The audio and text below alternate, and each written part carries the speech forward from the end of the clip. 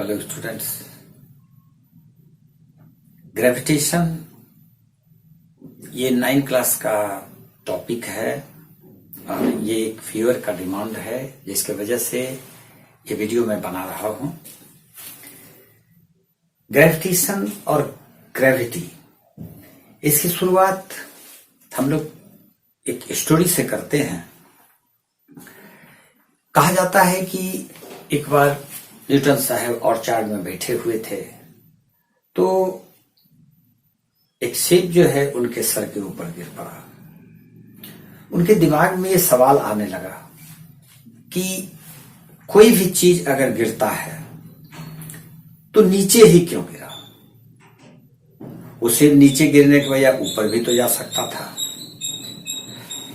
ऐसा नहीं है कि ये घटना पहले किसी के साथ नहीं घटी होगी, कई एक लोगों के साथ इस तरह की घटना घटी होगी। कई लोगों ने, बहुत लोगों ने किसी भी चीज को गिरते हुए देखा होगा तो वो नीचे की तरफ ही गिरते हुए देखा होगा, लेकिन उन लोगों के दिमाग में ये बात नहीं आया, क्योंकि न्यूटन साहब काफी क्यूरियस पर्सन थे। वो किसी भी चीज को देखते थे तो उसमें वो साइंटिफिक फेनोमेना खोजने लग जाते थे। तो ये जो घटना है और उनके साथ जो ये घटी, तो उनके दिमाग में एक क्यूरियोसिटी आ गई कि ऐसा क्यों हुआ। और यहीं पर से जो है ग्रेविटी और ग्रेविटेशन, जो कि बहुत बड़ा लॉ है, उसका जो है डिस्कवरी हुआ। ये क्या कहता है? हेवनली फोर्स है। संसार में जितना भी चीज आप देखते हैं वो एक दूसरे को एक फोर्स से अट्रैक्ट करता है। मान लेते हैं ये एक ऑब्जेक्ट है, कोई भी ऑब्जेक्ट ए, और ये एक बिग ऑब्जेक्ट है, इससे बड़ा, तो ये इसको अट्रैक्ट कर रहा है और ये इसके सरफेस पे आके गिर जाता है, या ये इसके एटमॉस्फेयर में आ जाता है। हम ऐसा भी कर सकते हैं। जैसे यहां पर हम लोग इसको अर्थ मान लेते हैं और ये किसी स्टोन को अगर मान लें तो ये स्टोन इसके एटमॉस्फेयर में ही रहेगा और इसके सरफेस पे आके गिर जाता है। तो ये जो फोर्स है, ये जो पुल है, जो कि अर्थ या कोई भी हेवनली बॉडी, कोई भी प्लैनेट किसी दूसरे ऑब्जेक्ट को अपने तरफ खींच लेती है, वो एक फोर्स है। लेकिन हम लोग अर्थ पे रह रहे हैं, अर्थ पे हैं, तो अर्थ की ग्रेविटेशनल की बात करते हैं। अर्थ में जो ग्रेविटी है, हम लोग किसी भी चीज को अगर छोड़ देते हैं तो वो पृथ्वी के सरफेस पे आके गिर जाती है। तो ये ग्रेविटी है। अब सवाल क्या उठता है कि ये जो यूनिवर्सल लॉ जो पता चला, न्यूटन साहब के दिमाग में जो ये सवाल आया, तो कैसे आ गया, क्यों आ गया? उनको लगा कि अगर पृथ्वी में ये फोर्स है तो जरूर other planets, other heavenly bodies पर भी ऐसा होता होगा। और उसके बाद उन्होंने जो लॉ दिया अपना, वो universal law of, Newton's law of universal gravitation कहलाता है। न्यूटन साहब का दिया हुआ ये लॉ, और ये Newton's law of universal gravitation है। ये लॉ क्या कहता है? हम लोग मान लेते हैं एक बॉडी ये ए, और एक कोई भी बॉडी, इसको मान लेते हैं बी, ठीक। तो ये इस पर एक फोर्स लगा रहा है और ये इस पर एक फोर्स लगा रहा है। ये और ये दोनों एक दूसरे को अपने तरफ खींचने का प्रयास कर रहा है। कौन किसको खींच रहा है, कौन किसको खींच सकता है, ये डिपेंड करता है उसके इनर्शिया पर, यानी कि उसके मास पर। जो हैवियर बॉडी होगा वो लाइटर बॉडी को अपने तरफ खींच लेगा। तो अगर हम इस दोनों बॉडी में एक को अर्थ अगर हम मान लेते हैं, सपोज करते हैं कि ये अर्थ है और ये कोई भी स्टोन है, तो ये इसके तरफ चलाएगा। क्वेश्चन ये उठता है कि क्या अगर न्यूटन का लॉ ये सही है तो ये स्टोन भी तो इसको अपने तरफ खींच रहा है, तो ये खींचा क्यों नहीं रहा है? अगर हम इस चौक को छोड़ दें तो ये नीचे गिर रहा है। क्यों गिर रहा है? क्योंकि इस चौक को पृथ्वी, अर्थ अपने सेंटर की तरफ खींच रही है। लेकिन अगर न्यूटन साहब का लॉ सही है तो अर्थ को भी तो ये पुल करता होगा, लेकिन अर्थ को तो हम खिसकते देखते नहीं है।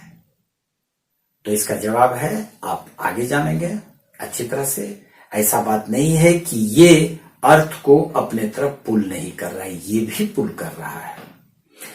लेकिन चूंकि इसके द्वारा लगाया गया फोर्स अर्थ का या जो हैवियर बॉडी है उसका मास काफी ज्यादा है, तो उसमें जो एक्सेलरेशन होता होगा वो इतना ही कम है कि हम उसको फील नहीं कर पाते हैं। लेकिन ये हम नहीं कर सकते हैं कि उसमें एक्सेलरेशन नहीं होता है, यानी कि उसमें मूवमेंट नहीं होता है। वो भी खिंचाता होगा, लेकिन इतना कम कि हम उसको नेग्लिजिबल मान लेते हैं। तो चलते हैं हम लोग Newton's law of universal gravitation में। ये क्या कहता है? तो बड़ी है ए और ये बी। मान लिया इसका मास m1 है और इसका मास m2 है। दोनों का जो सेंटर होगा, इसके बीच का जो डिस्टेंस है, अगर वो हम इसको d मान लेते हैं, सपोज करते हैं the distance between the centres of the two bodies is d।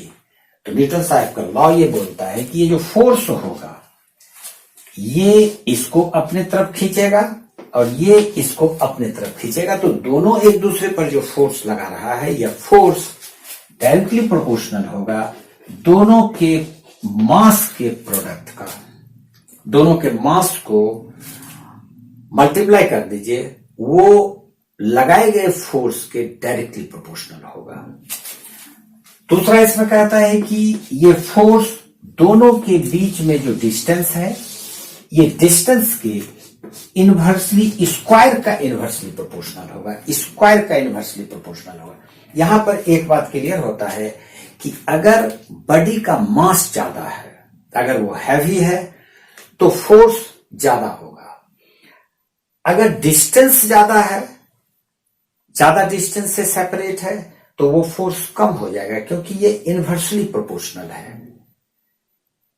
मान लेते हैं कि अगर एक बॉडी के मास को हम डबल कर देते हैं, सपोज करें कि m1 को हम लोग डबल कर देते हैं 2m1, ठीक, और m2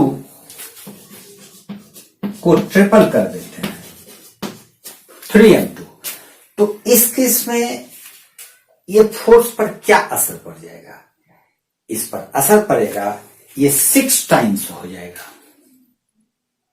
क्योंकि दोनों का प्रोडक्ट में 3 to 6 आ जाता है, तो ये 6 टाइम्स हो जाएगा। लेकिन अगर मान लेते हैं कि इस डिस्टेंस को हम लोग डबल कर देते हैं, सपोज करें कि उसके डिस्टेंस को 2 गुना कर दें, तो इसका मतलब ये हुआ कि ये फोर्स 1/4 हो जाएगा। ये फोर्स इस स्थिति में घट जाएगा और ये 1/4 जितना ओरिजिनल फोर्स था उसका 1/4 टाइम्स हो जाएगा। ऐसा क्यों होगा? क्योंकि d का स्क्वायर जब हम करेंगे तो 2 का स्क्वायर भी करना होगा, तो ये 4 हो जाएगा और ये 4 नीचे रहेगा। तो इस प्रकार से ये 1/4 हो जाएगा।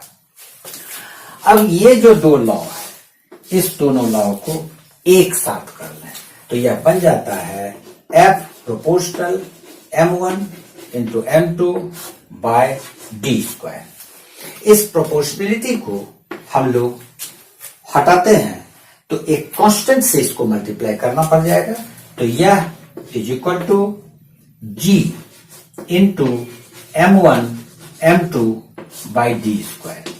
ये जो कांस्टेंट है g, हम लोग इसको यूनिवर्सल ग्रेविटेशनल कांस्टेंट बोलते हैं। Universal gravitational constant. यहां पर एक बात हम आपको बता देते हैं कि अर्थ के सरफेस पे, ये अर्थ है,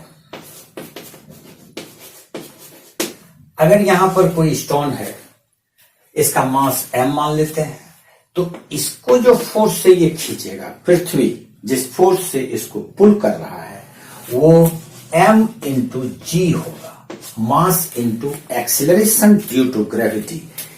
ये जो जी है इसका वैल्यू वेरी करता है।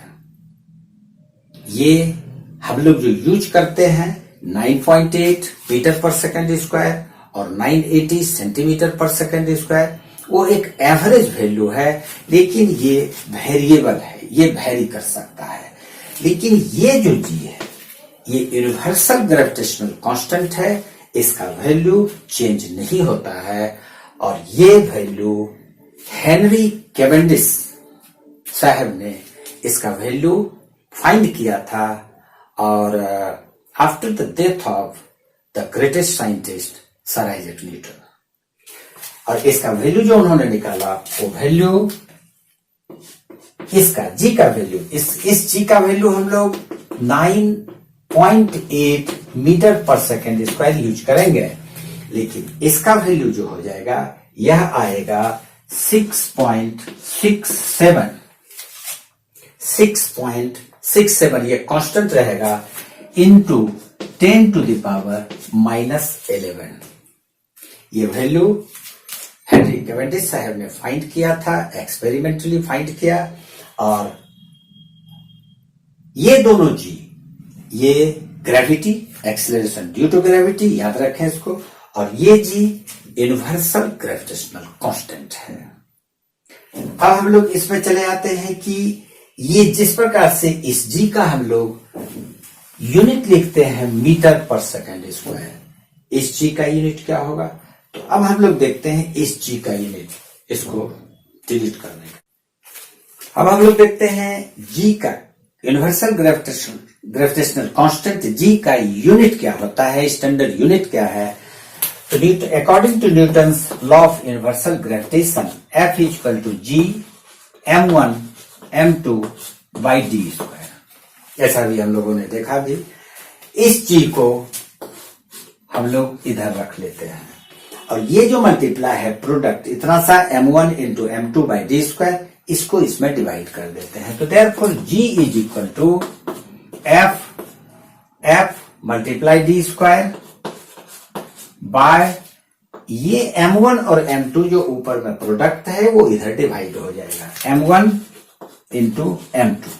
अब इसका यूनिट फाइंड करने के लिए देखें, F फोर्स है, ये ऐसा यूनिट न्यूटन होगा। d डिस्टेंस है, दोनों ऑब्जेक्ट के बीच का डिस्टेंस था, हम लोग ये d माने थे, ये डिस्टेंस को d, ये m1 और ये m2 था। तो ये जो d है इसका ऐसा यूनिट मीटर, तो हम लोग d का स्क्वायर है, इसलिए ये मीटर स्क्वायर लिख देंगे। और m1 और m2 दोनों mass of body A and mass of body B, तो मास का ऐसा यूनिट kg होगा, तो हम लोग लिख देंगे kg into kg is equal to newton metre square पर kg स्क्वायर। इस प्रकार से आप कर सकते हैं। The value of G, the value of universal gravitational constant capital G is equal to 6.67 multiply 10 to the power -11 newton metre square पर kg square. और जो ग्रेविटी है, एक्सेलरेशन ड्यू टू ग्रेविटी, उस जी का वैल्यू भी याद रखें, 9.8 मीटर पर सेकेंड स्क्वायर। फिर आपको दोहरा देते हैं कि ये वैल्यू कांस्टेंट रहेगा, ये कहीं भी चेंज नहीं होगा। आप किसी भी प्लैनेट में इसका इस्तेमाल करेंगे यही वैल्यू आएगा। इस पर काफी न्यूमेरिकल है, एक आध न्यूमेरिकल भी हम बताएंगे। और ये जी हर जगह चेंज होते रहता है।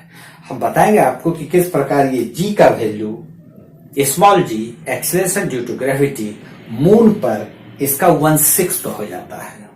अदर प्लैनेट पर भी इस जी का वैल्यू अर्थ के वैल्यू से वेरी करता है, लेकिन ये value capital G universal gravitational constant 6.67 into 10 to the power -11 newton metre square पर किलोग्राम स्क्वायर, ये फिक्स है। आज इतना सही रखते हैं। फिर अगला वीडियो में हम लोग इसके कुछ सवाल को देखेंगे, हम बताएंगे आपको।